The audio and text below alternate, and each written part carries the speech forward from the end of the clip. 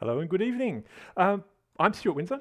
I'm a librarian at Goldfields Library, and here we have, next in our live streamed author events, bringing the library to your lounge room, we have Adam Courtenay.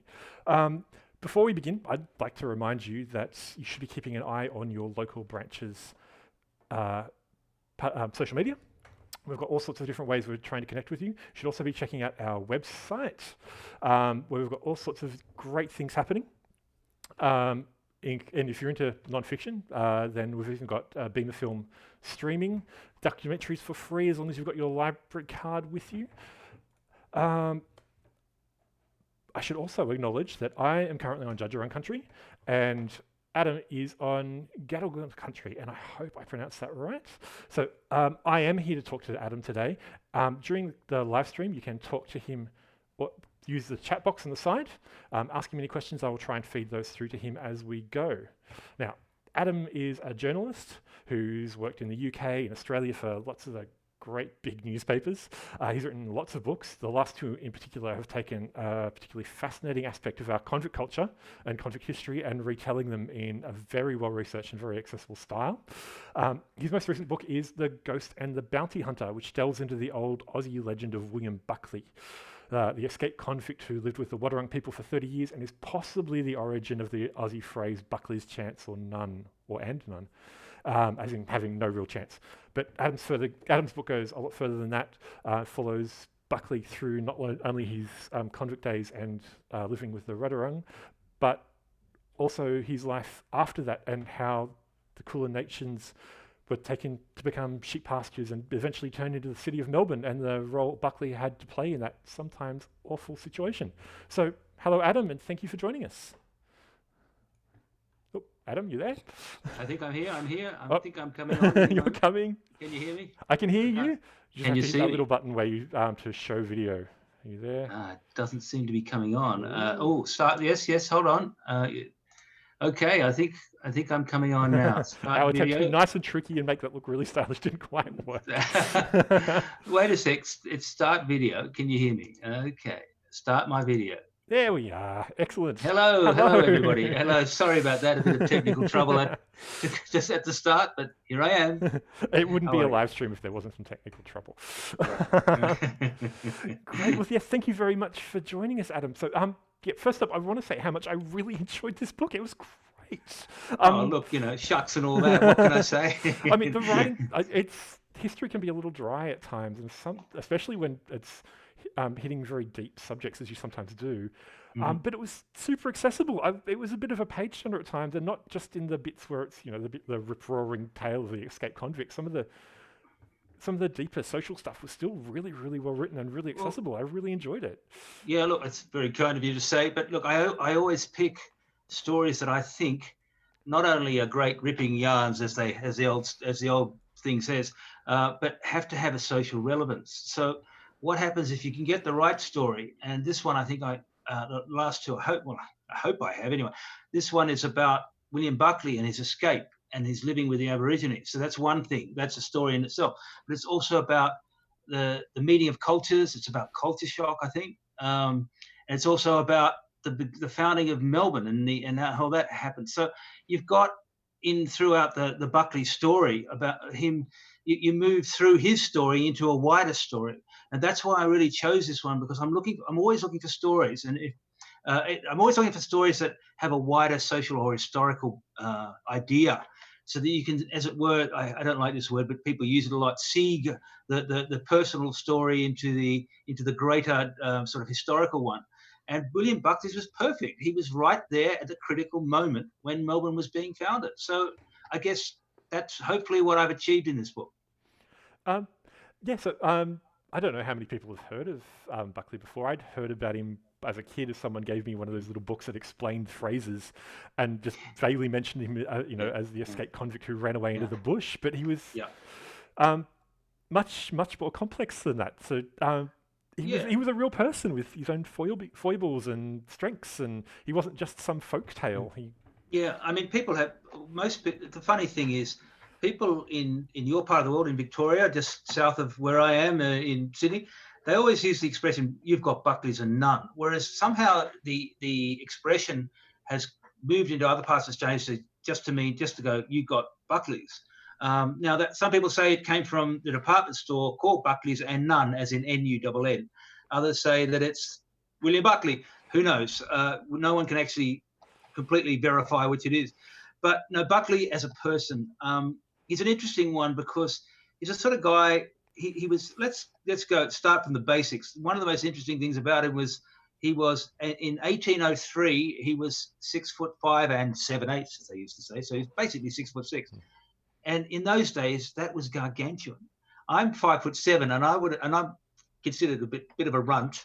But but in those days, 5'7", which is about 170 centimeters, was considered a tall guy. And at being 6'5" and 7/8, he was enormous. But he was very much a gentle giant. He was this huge guy, hugely athletic as well. So just to give you who he was, he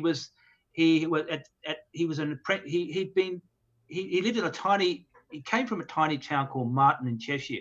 His family was moved on. It was during the Napoleonic Wars, and they wanted all the little land holdings were confiscated, so to speak, and the British Army took over all the land holdings and to feed their army. So he was always moved on. He was moved, and then he became an apprentice bricklayer. He said that was terrible. Then he joined the army and fought against Napoleon. And then he became a convict because he was sent down for something. Buckley was this sort of guy who was always being, the tide of history was sort of washing him in various ways. And he never had a choice. I want to do this. It's something was always pushing him on. I hope that answers the question anyway. Yeah, no, you get that sense of, even though he just felt like he needed to escape because he'd been forced from place to place to place. Yeah. And then he lived with the Wadawurrung, or at least nearby them, for 30 odd years. Yeah. And then found himself in the center of another big part of history again. And it was... Yeah. There he was. He'd been in the Napoleonic Wars. He was there at the very first colonization of Victoria, which was unsuccessful. And he knew it was going to be unsuccessful and they were going to leave. So he fled. And he fled all the way up the peninsula, became he was able to forage for a couple of months, but he was rapidly losing strength. And the story goes that when he was on his last legs, he was coming around the Bellarine Peninsula, and he crossed a stream, and he'd lost all his power and strength pretty much. This is a huge guy. He was pretty strong. And a day before, he'd taken the spear from the top of a grave. So the spear was stuck into the grave. He thought it might help him to hunt or just as a walking stick because he was losing strength. And the next thing he knows, he's unconscious. And then he wakes up, and there's all these Indigenous people, the Wadawurrung people from Geelong area and as far north as Ballarat. And they're crazy about him. They think he's the greatest thing that ever happened. And he's sitting there in disbelief. He'd barely met an Aboriginal person. He believed that all Aboriginal people, all Indigenous people were cannibals. That's what they thought in those days. Everybody who had, I'm sorry to say this, but everybody who had a black skin in those days was considered a cannibal. That's what they were taught. And it's a terrible thing about it. But he had the spear, and they were all celebrating him. And what had happened, and he didn't realize at the time, is that the Wadawurrung people believed that when you died, you went over the seas to Tasmania, of all places, and your spirit came back. And when you came back, you were white.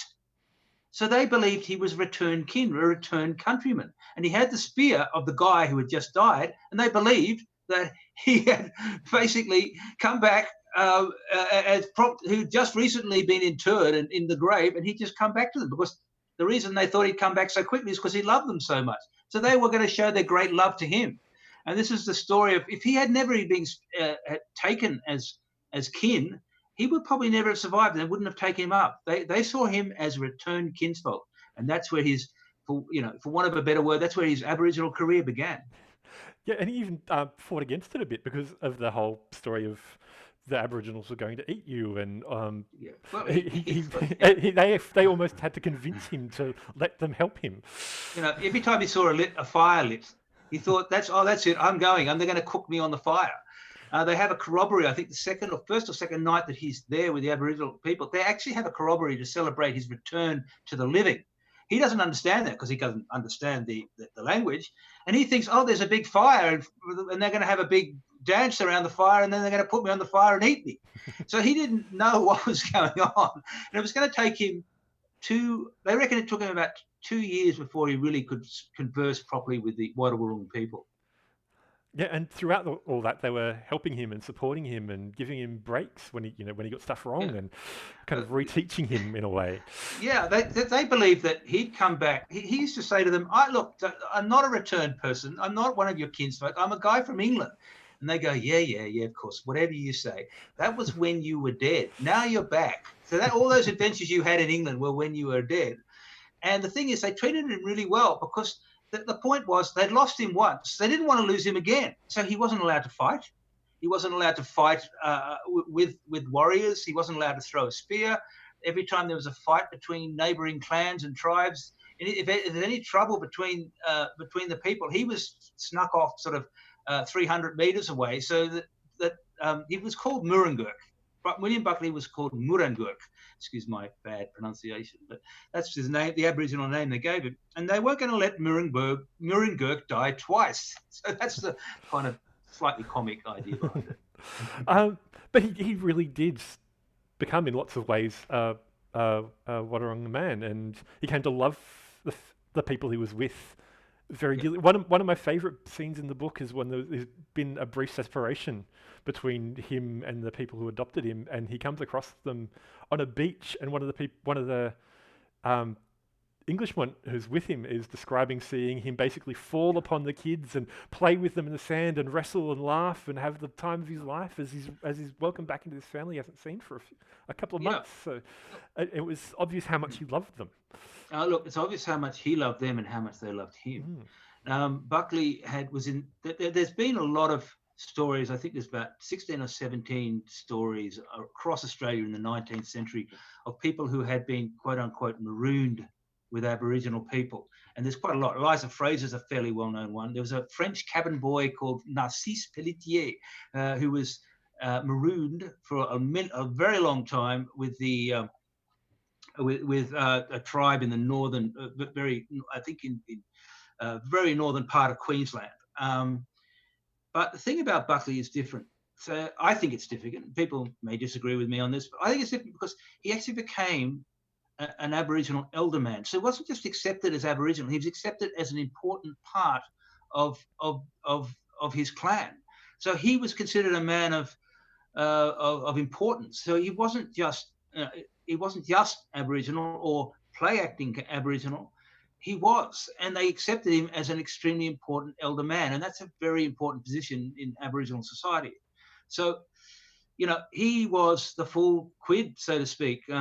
He'd been 22 years a white European Englishman and 32 years a Wadawurrung tribesperson. And so that was when white man finally came to settle in Victoria in 1835, he was more Aboriginal more Indigenous than he was a white man. And then the white men, of course, proceeded to try and turn that round. It even got to the point where he was not just respected within his own family group and even own tribe. Members of the other Kulin nations would listen to him when he talked to them, and would play peacemaker between different groups. And he was. I don't have this. I wanted to see more. There was not very much evidence in the research of him actually being a go-between between Aboriginal tribes, but it was said that he's great because he wasn't fighting. He was now a wise man who settled disputes. You don't hear of how he did settle a dispute in any way. It's just said that he did, and it makes sense though for his character because when white man came, that's what he did. It's exactly what it is. He would go between and smooth over all the differences between and misunderstandings that were always going to happen between Europeans arriving as colonists and the first Australians who had been there for 60,000 years. So there was always going to be some misunderstandings, and Buckley was in there to make sure that he smoothed it all over.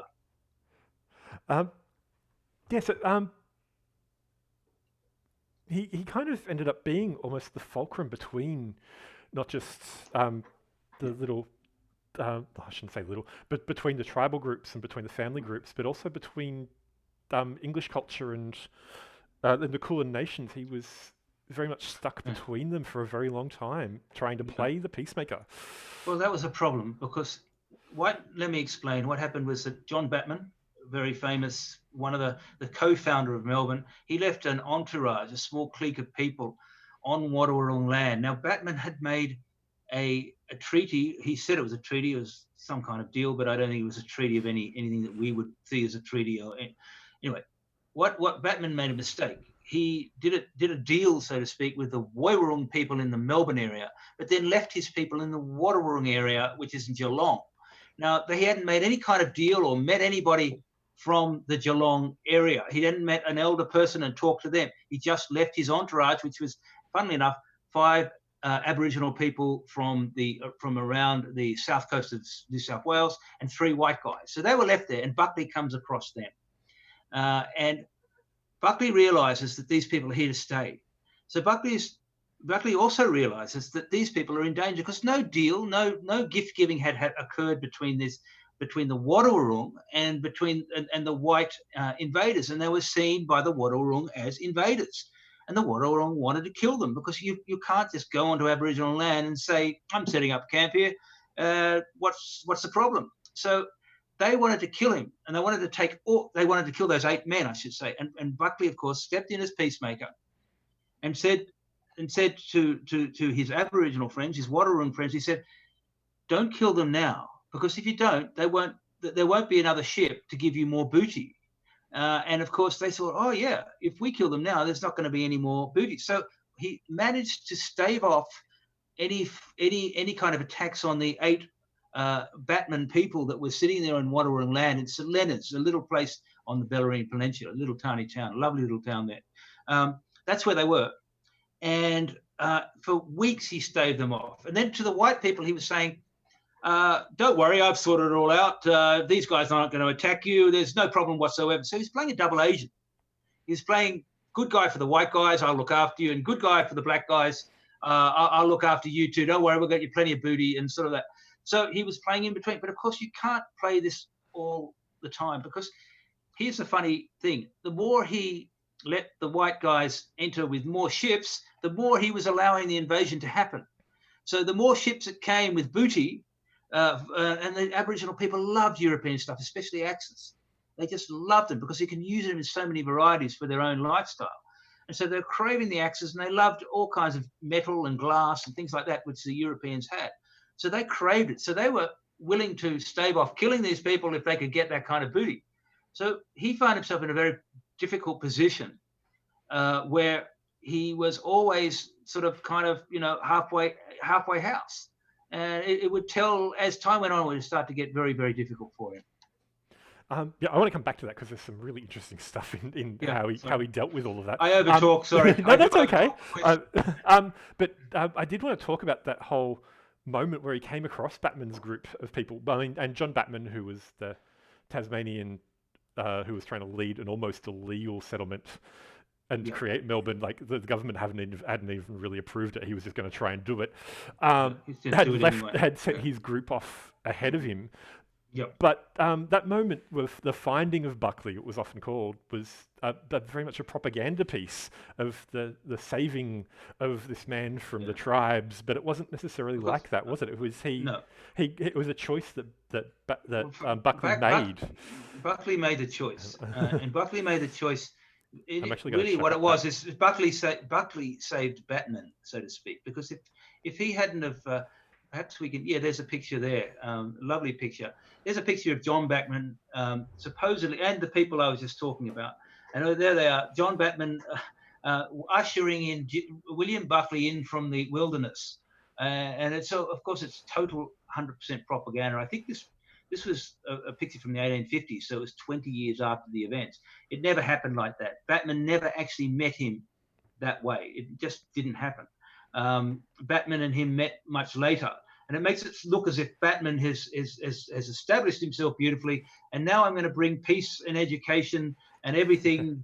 I will allow you in, Mr. Buckley, to my land. And that's completely because Buckley was the one that saved his people, not the other way around. But it's a beautiful picture in its own way, and it comes as Batman looking like some kind of savior.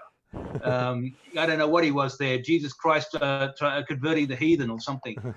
There are some wonderful pictures, and the artist got it so wrong, but it's very interesting to see how they depicted it. This is another reason why I was so attracted to this story. There's so many pictures, so many great drawings. Some of them propaganda, it didn't matter. He's iconic. Buckley is iconic. And there's that particular one, I believe, is State Library of Victoria. I went there, and there's some fabulous pictures of Buckley, some really beautiful ones. And even if they're completely factually incorrect, they're beautiful pictures in themselves. Yes. Sorry, I think I had just lost our vision after I changed back, but we're back. We still had sound. Again, live stream problem, so we're back. That's all good. Yeah, so, but that's very much where, at least when I was growing up, the Buckley story kind of ended. Was you had the story of the brave convict who wanted to buck the system and ran away into the bush and nearly died, and happened to be lucky enough to be rescued by the Wadawurrung people, and then was lucky again to be found and rescued by the white men, and that was the end of the story. But it's very much not, is it? No. He rescued the white people because they would have been annihilated. That's the truth. They would have been annihilated, and without Buckley, white men may not have put a foothold at all on Victorian soil, because he allowed it to happen by staving off any attacks. And that's the simple truth. Buckley, you could say, was the real founder of Melbourne and Victoria, because without him, no one could have found anything. They would have been annihilated, and no ship would have been allowed on. So, he's got a bigger role in history than has been credited, I think. Yeah, well, that definitely came across in the book. And one thing I really wanted to ask you about, I've got a bit of a lead into this question, because it really kind of struck me, the parallels was there were just so many lies in the book. Like, Batman lies to some of the Kulin nations and said, here's the treaty, and we're going to give you this much tribute for every year. And then he lies about where the treaty actually covers, and claims a massive amount. And then he lies to the governor and says, well, I've done this, and I've definitely got all their signatures. They all agree to all of this, and it's all great. And then the governor lies to the actual English government, and then everyone lies to the newspapers, and the newspapers know half of its lies, and they lie to the people anyway, because they all kind of see it as an inevitability that's going to happen, including Batman, who, or at least it came through in your book that Batman saw it as an inevitability, and it seemed to me that he was almost lying to himself, that he could somehow mitigate the problems that he could see coming. He knew it was going to be bad, but he thought if he played peacekeeper in just the right way. It's interesting. You don't really hear very much. Once Batman arrives in the area that we now know as Melbourne, we don't really hear anything about what he thinks.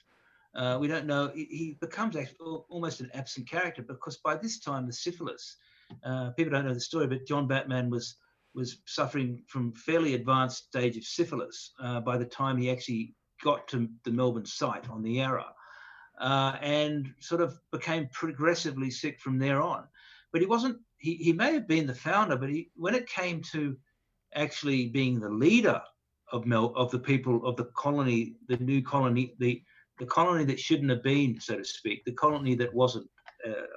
To quote another book that I know of, but it was a colony that wasn't. It was there. It was illegal, as you said. The government, the English government, hadn't sanctioned it. The Tasmanian government, which from where all the people had come from, Sydney, the governor there said this is absolutely wrong. Firstly, you can't make a treaty with Aboriginal people because they don't own it. So you can't make a treaty with people who don't own it. We own it. We, the British government, even though, of course, we've never been to that part of the world. We've never really properly staked our claim in Wadawurrung country or Wadawurrung or Boonwurrung area. That's the whole area, the Kulin nation around Port Phillip. We've never actually staked our claim there, but we own it. So how can you? So he says they say to Batman, how can you actually make a treaty? We own it, and that's where the idea of terra. What's the word? It'll come to me. Terra. No man's land. That Australia was, it was there to be. That was actually where it was affirmed, because when Batman made that treaty, they said, "No, it's nobody's land except us. You can't take it from because no one was there in the first place." Anyway, that's another story. I digress. But the point is, it was illegal from the government's point of view what Batman did. He didn't care as long as he could get a foothold on. Then who could stop him? They can't send the Navy around to take Batman home. there was no navy around there to take him home. And then once Batman did it, Faulkner came. Faulkner was the other co-founder. In fact, Faulkner actually arrived, or his entourage arrived before Batman, but that's another story. And then Batman had an association, and all the members of the association said, the treaty is ours, we'll go and stake our claim. And Melbourne started that way, with Batman's association members all staking huge amounts of land that they decided was theirs. Neither the British government nor the Aboriginal people had agreed on. So that's how you talk about a story of lies, but it's not. Look, please don't. Wasn't Pennsylvania William Penn? I think he did a similar deal. Didn't Peter Stuyvesant take New York with $24 worth of trinkets? That's how things start. That's history, I guess. I just thought with the amount of people just lying to themselves and to each other, just whether Buckley you thought he was maybe lying to himself as well about whether he could mitigate the damage coming, or... I think he was lying. Yeah, that's a good point. Because Buckley, I think, realized that every time he helped a white man stake their claim and name a place, if the white people were using any Aborigines or Buckley, because he was an Aboriginal person in his own way, every time they named a place and called it Batman's house or Batman's flat or whatever it is they called it, they were taking the land. Once you name it, you've basically sequestered it. And so Buckley realized that he was helping them to do the thing that he wanted to stop happening in the first place. He thought there was some kind of there'd be a nice coexistence between the white and the black people. It was never going to happen. And he realized very soon that this was just a complete sham. Maybe at the beginning he believed that maybe we could work all this out, and maybe he was lying to himself. Maybe even Batman thought he could work it out. In the end, the colonists just said, I want, and they took, and that was the beginning of the end for that whole, the people of that entire region.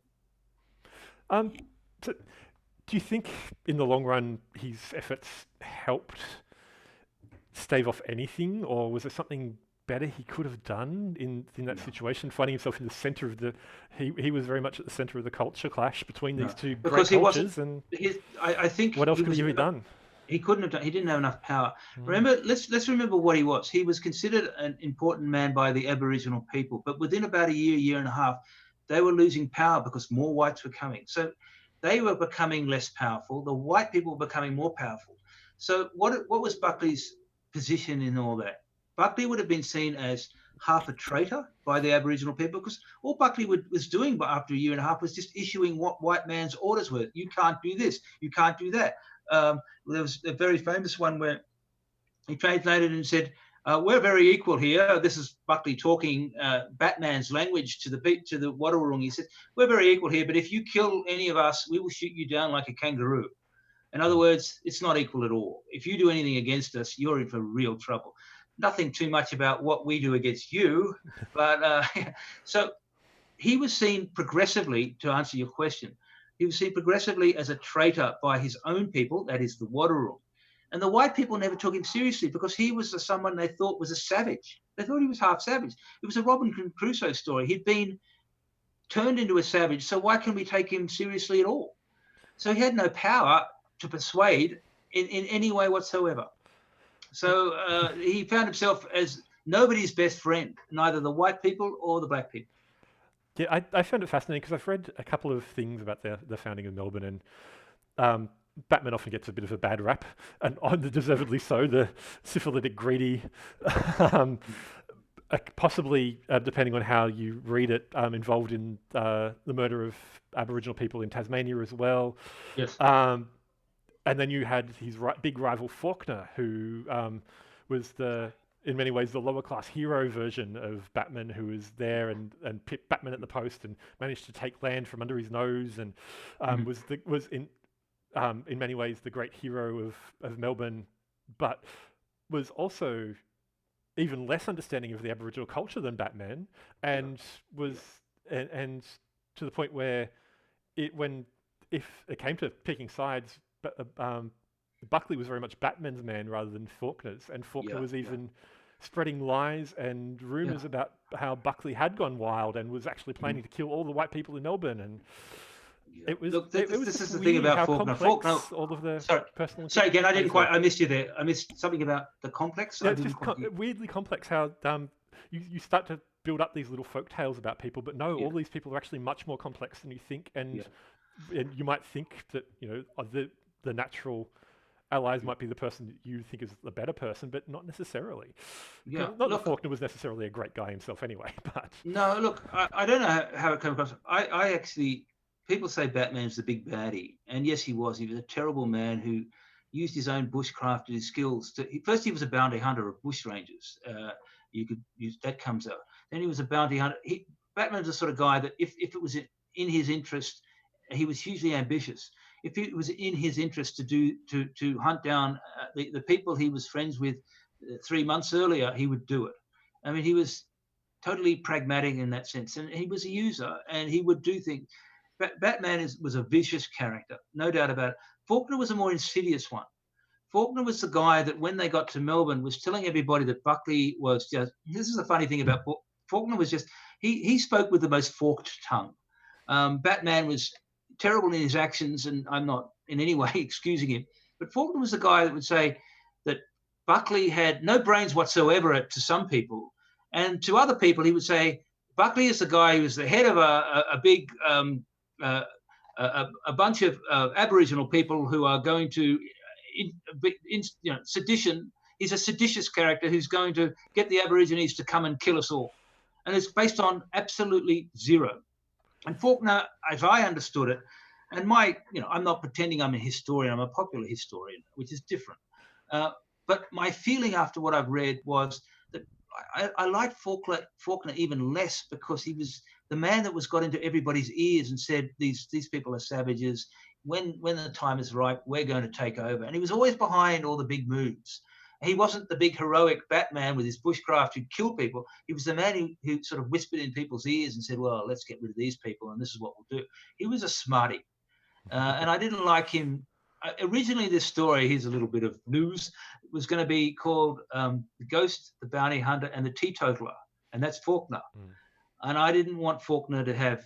I didn't think he was as important a character as Batman or Buckley. And Buckley is by far the most important character, but Batman's is also intrinsic to Faulkner. I didn't want to give him that credit, so there's no teetotaler. And also, I thought it was too long. It's too long. It's like the cook, the thief, the wife, and the lover. It's too long, but I was never going to go for three. The name of three people. But Faulkner gets some short shrift from me. I never liked it very much. Is that from your journalism background because he ran his own newspaper? Yeah, look, he would use his influence in a way that was far more insidious. I think Batman was an opportunist of the worst kind, but Faulkner was the guy that would just lie for whatever reason he needed. He's a bit of a Trump character, I think. Just whatever was in his interest to lie about, he would. I don't like Faulkner very much, so if that goes against some people's belief in him being a great hunter, I'm sorry about that. But that's my feeling after reading. Please tell me if I'm wrong, and I'll listen to other people's opinions. No, that was definitely the feeling I got from the book because Yeah. as you read history, you get these tiny little stories. And I can't really say that. I can say that online now. Here, I hate the guy, but I have to be more measured when I write these things. Your story has to be objective. One thing that just as a side thing, what really struck me was how few people really got down to all of the cultural knowledge that Buckley had. Like, there were two people who helped him write books, one of which was only very protracted, very thin, and there was maybe 1.5 academics who had a bit of a chat to him about stuff. One he hung out with for a while, but no one really sat down and just took all his knowledge, which would have been useful for everybody. We would have loved it, wouldn't it? That would have been amazing. The main source of this story is John Morgan's book about him, but there's a lot of exaggeration and lies in that as well. It's written as a kind of Robinson Crusoe story in the Antipodes. And Buckley, it talks about things like cannibalism and infanticide and things like that. And it's just, I wanted to take that. And in this book, hopefully I've successfully answered those questions about cannibalism and Aboriginal people, and didn't happen, full stop. There was a form of cannibalism, but a ritual form that's no different to, Catholics, drinking the blood of Christ and eating the flesh of Christ. It's just a similar thing. So let's put that one to page. But of course, Morgan wanted to make it sound as if they were total cannibals, which is complete BS. I'm not allowed to say that sort of thing online, but it was complete BS. No, I think we can. The point is,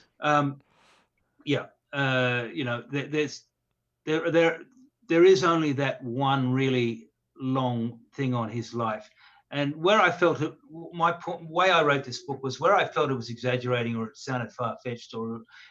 Morgan makes it sound like there's a fight every 5 minutes between every clan and every tribe. It seems like people were dying left, right, and centre because the Aboriginal people, Indigenous people, never stopped fighting, and that's a complete BS again.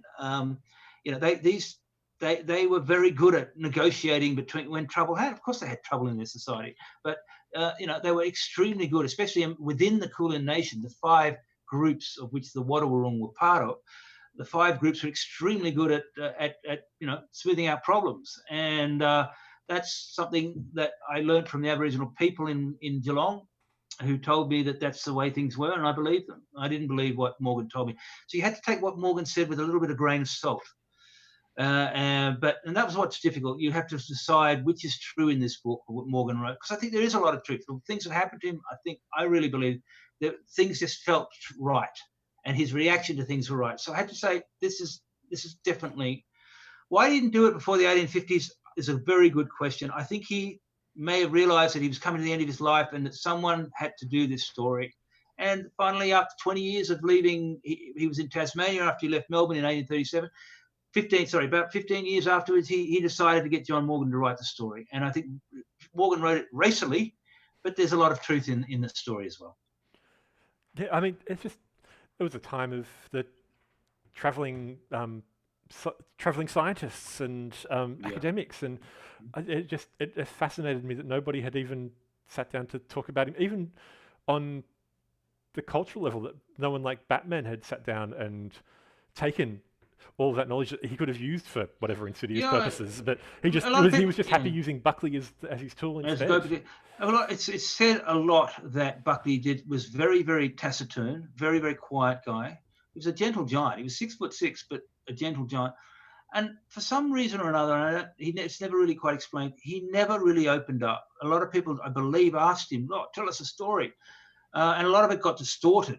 And I believe I actually believe that the reason he actually did write the story or had the story written for him, because let's remember, William Buckley was a convict. He was literate. He couldn't write. He had to get Morgan to ghostwrite this.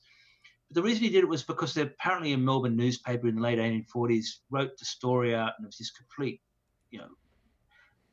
bullshit. And he said, I've had enough of this bullshit. I'm going to write the story properly. And that's what actually spurred him on to do it. And so by the early 50s, his book came out, the Morgan book came out on it. And that's really the principal thing on which everyone who knows about Buckley or has written about Buckley has used it as the basis of what, and to varying degrees, used things that they believed in. And you just, and I hopefully I was very lucky in the research of this book. I met a brilliant young academic called Fred Carr, who knows the story of the Wadawurrung people and the story of Buckley extremely well. And he basically, when I was erring to one side, he said, no, that's not how Aboriginal people would have done it. He was extremely helpful. He's at Federation University. He's a doctor there, Dr. Fred Carr. And without him, I don't think this book would have been written. I just would not have been able to get it right. And hopefully I have. But there'll be people who think that I got things wrong, and hope that's fine. It's all part of the conversation. It's being a historian. Yeah.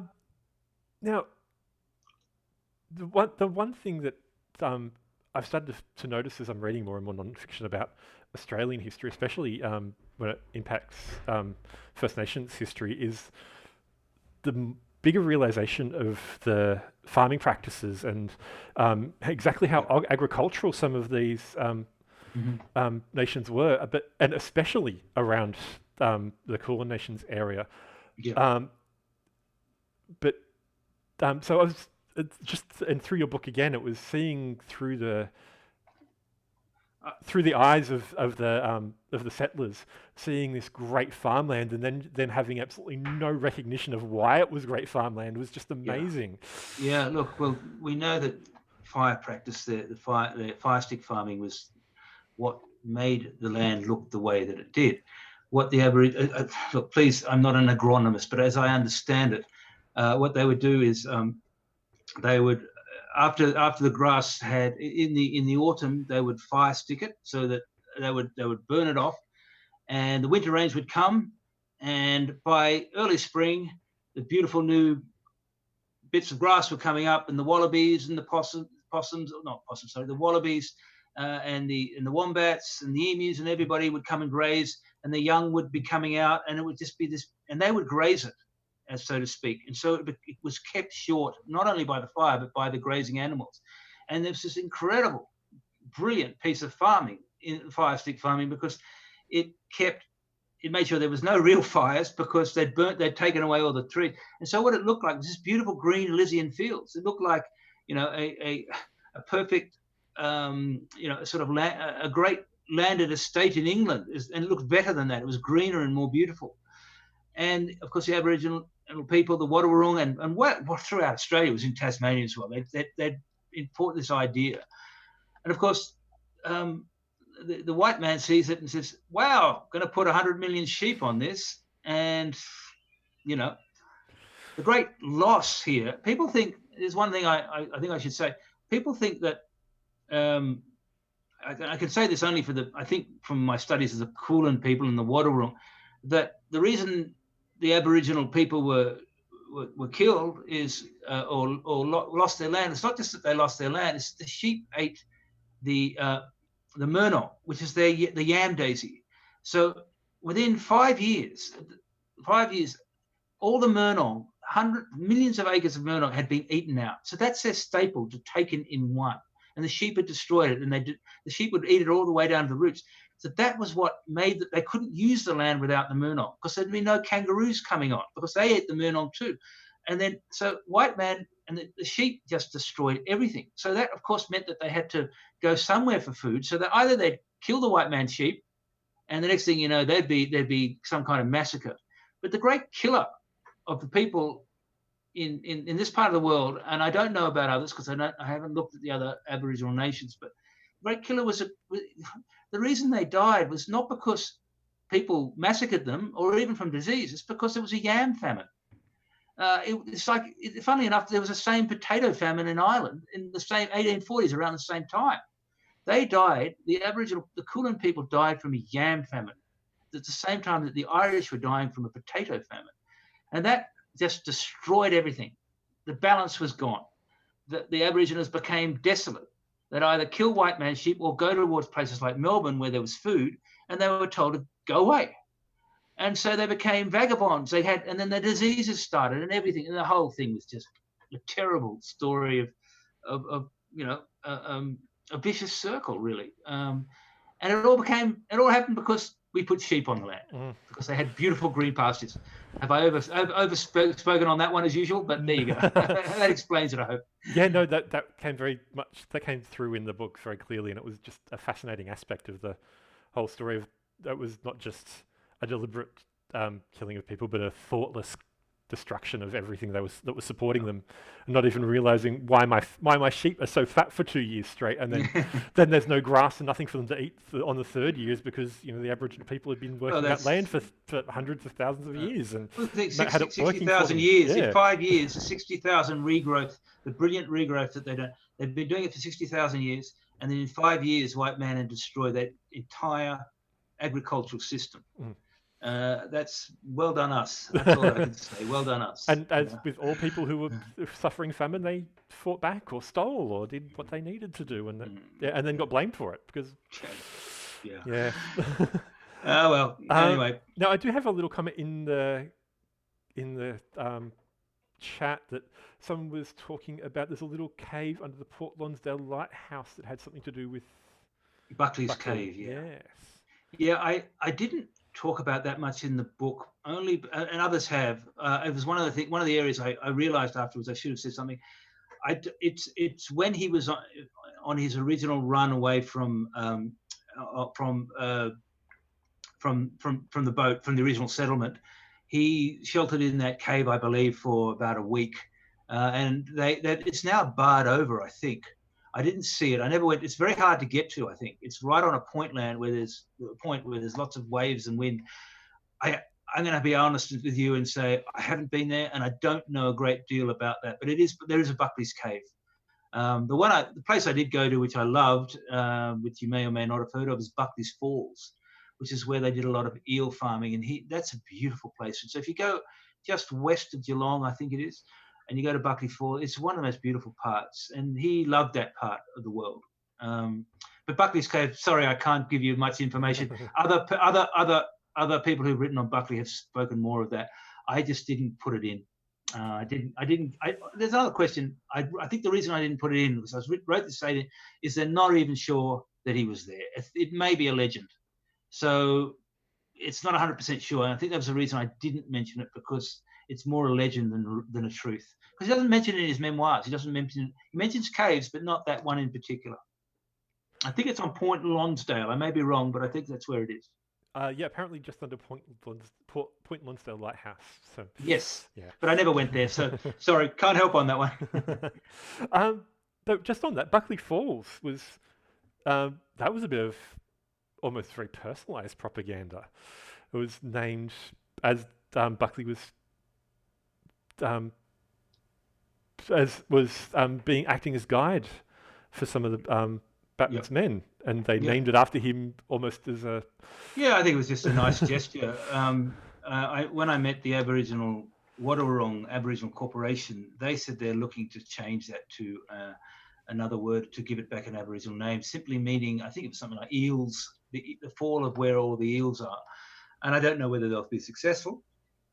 But yes, it's a beautiful place. It's like this really tiny, it's not a roaring falls. It's just a tiny little sort of trickly thing where all the water goes down, and there's eucalypts on either side, sort of, and it's a really, really beautiful part of the world. So, and you can go and very close to the water's edge. There's nothing you can't see, and you can see it.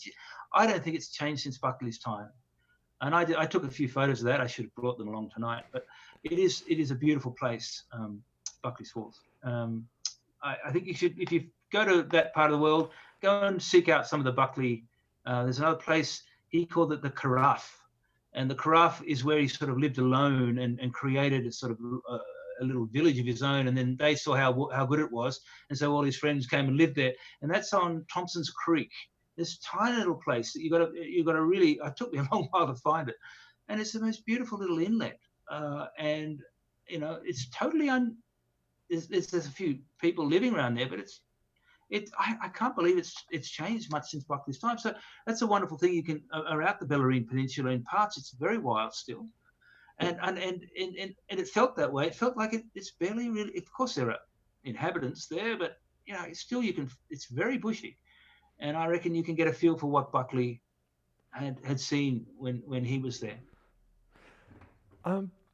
I might, in a minute, I might bring up some of the other pictures you sent through to me so you can talk to on some of them, because there's some great other aspects you can talk to on there. But I have maybe one more question is, I mean, it's probably an unanswerable question, but we had these two great cultures who had some amazing things and some awful things to both of them,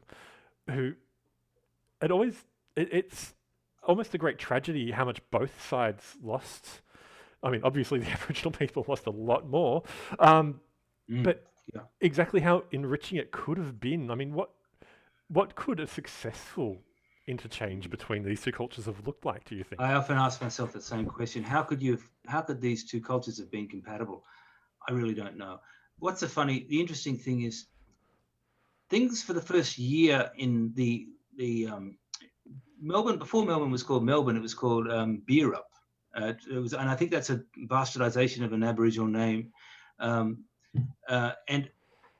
for the first year, it went swimmingly, but more and more white people came. So it was a population imbalance thing that happened, and they wanted their land and they wanted it now, and they would take it, and they decided. And what happened was the first year was actually fairly equal. They lived side by side.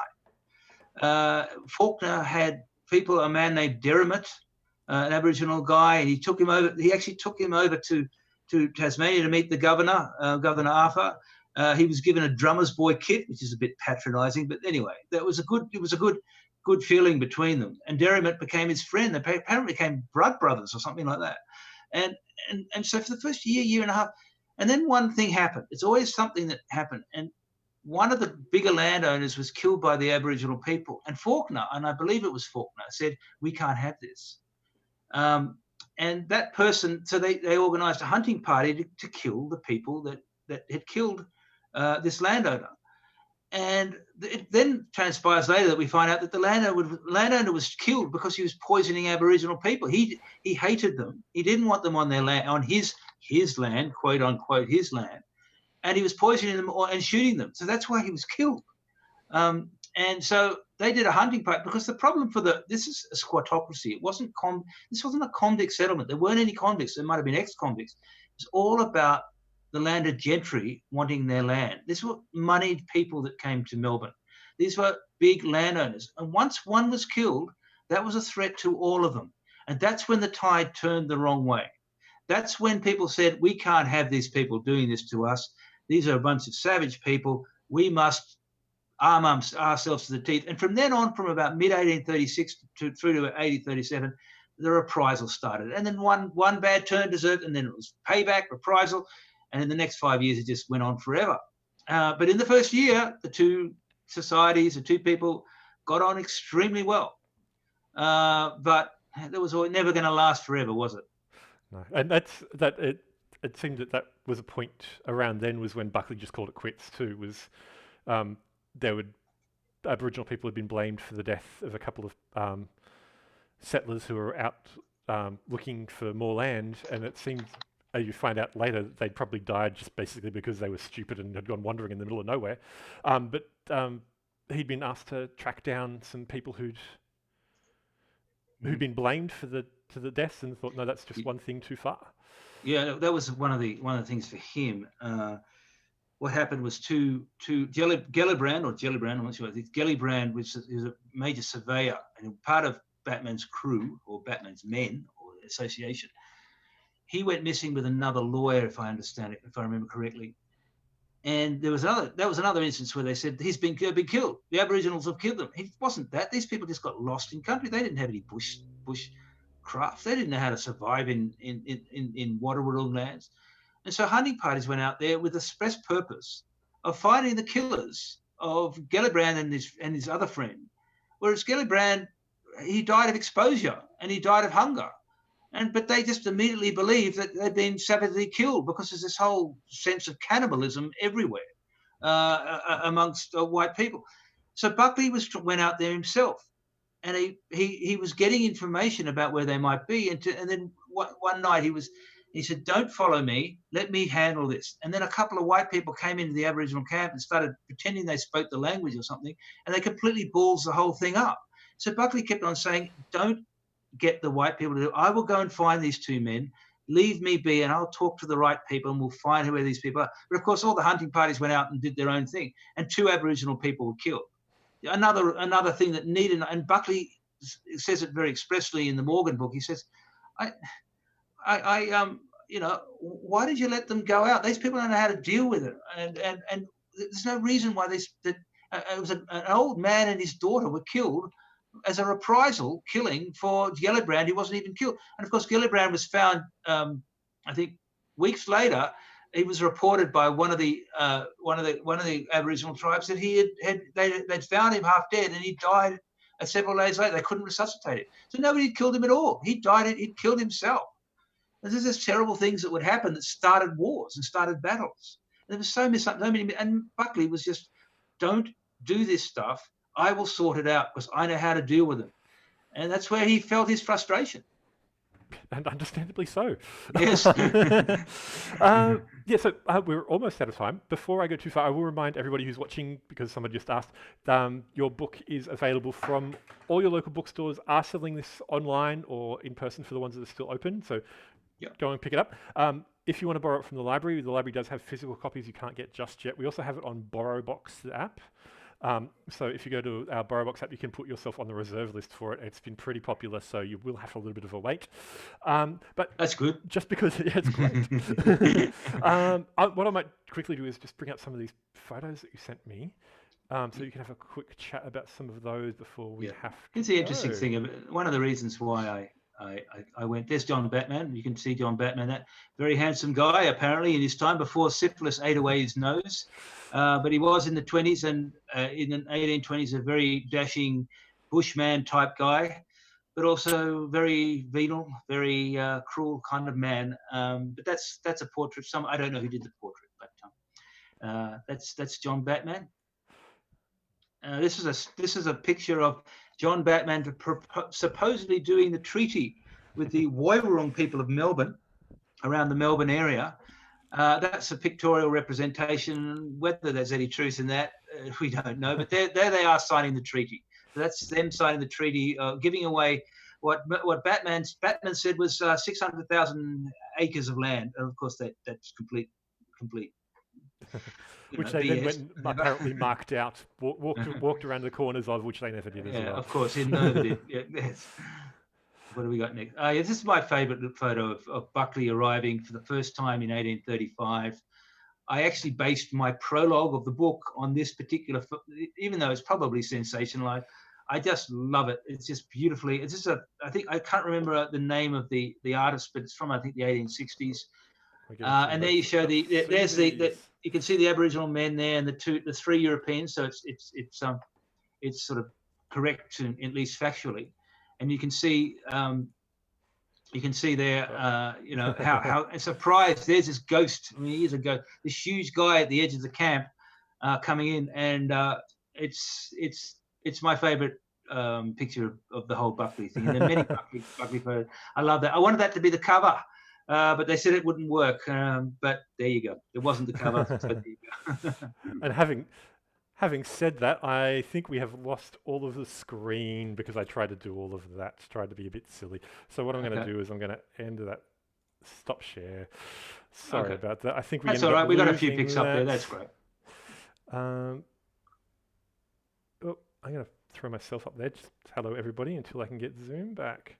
I might not be able to. Oh my goodness, I am sorry, everybody, if I have managed to lose everything here. Have we lost them, have we? Have we lost them? Well, no, they've lost us, not we've lost them. Okay. Probably. So, well, that's about our time anyway, Adam. So I'm going to just jump back into here.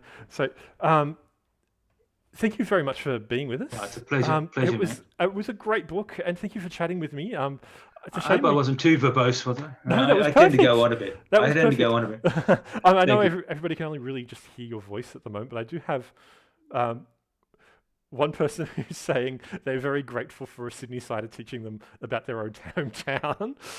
Hey, look, that's. I hope. Can they hear me? They can definitely hear you. They just can't see you right now. Yeah, no. Look, when I started this, I felt like, oh my God, I really don't know. I'm really entering into enemy territory here.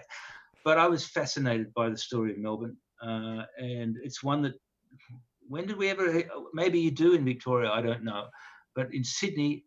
I don't know anybody who knows his story.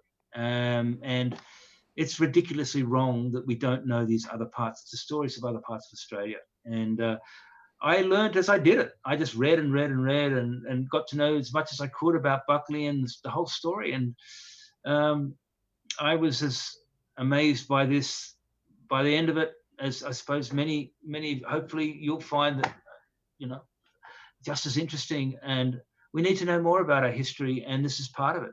And I want to be part of doing that. Yes, I definitely learnt a little bit more about Melbourne from reading this. I mean, I'm originally from up near Sydney myself, so I've been trying to catch up on all my Melbourne history for exactly that reason, because we hadn't heard as much. I mean, Robin Anee, who we talked to last week, has written a book called Bear Brass, which is a fascinating... Yes, of course, Bear Brass. Bear Up, I called it, but Bear Brass was the word. It was actually Beer Up was the name, the Aboriginal name, but Bear Brass is what they heard. That's what they called it. Yeah, no, she wrote that book, and of which I used. It's all credited, of course, but it was an essential source as well. Yeah, no, it's a great book too. But yes, so once again, thank you very much for being with us, Adam. It's a pleasure, Stuart. Thank you for having And me on. so I really the book enjoyed is it. The Ghost and the Bounty Hunter. Please check Get it it, out. get it at all good bookstores. All good I think, bookstores, all yep. good bookstores. All All right, good- okay, that means you. All the local ones are definitely doing it. So thank you everybody who's been watching, and Thank I'm you. sorry about some of our little hiccups along the way there. Look, I think most people heard what we're saying, and Yeah, we got to where we needed to be.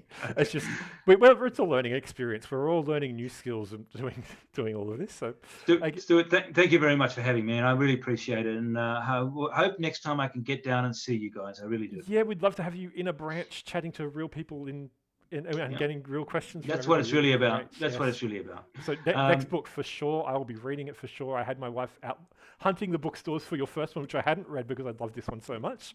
Not your first one, I shouldn't say. The one just before this, the ship that never was. But she couldn't find a copy because they were sold out. So, which is another good. But yeah, again, thank you very much, Adam, and thank you everybody for watching. Goodbye. Thank you, everybody. Goodbye.